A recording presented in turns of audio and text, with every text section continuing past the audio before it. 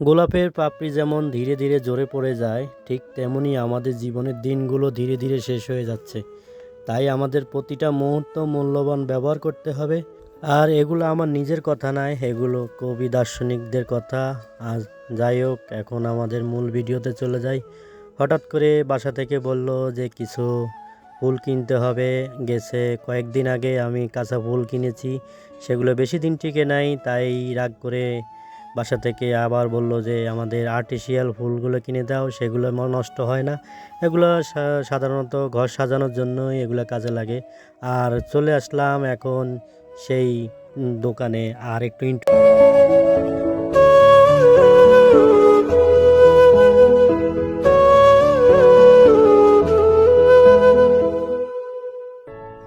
এখানে আসে তো দেখলাম ফুলের বাগানের সমারোহ, আর এদিকে এনারা কেনাকাটা করতেছে আর আমি একটু ভিডিও করে নিচ্ছি। দেখতে সুন্দরই লাগে, মনে হয় বাস্তবের ফুলের মতন।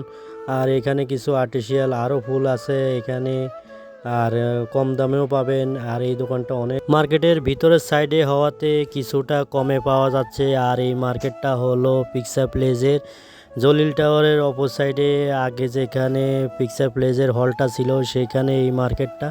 আর এখানে বিভিন্ন ধরনের আরও সামগ্রী আছে, এখানে বিক্রি করে। আর এখানে তো দেখতেই পারতেছেন আমার আদিবা এবং রাতিব দুইজনে দুষ্টামি করে। দোকানটা পায়ে মনে হয় নিজেদের মতন লাগতেছে।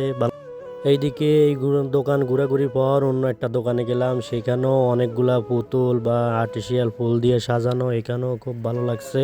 এখানেও কিছু গাছ পছন্দ হয়েছে, ভালো লাগছে, কিন্তু ওই দোকানের তুলনায় এখানে অনেকটাই বেশি। আর এমন গর্জিয়াসভাবে সাজাইছে যেন লোভনীয়। যাই হোক, এখান থেকে আর কিনলাম না, অন্য দোকান থেকেই কিনলাম।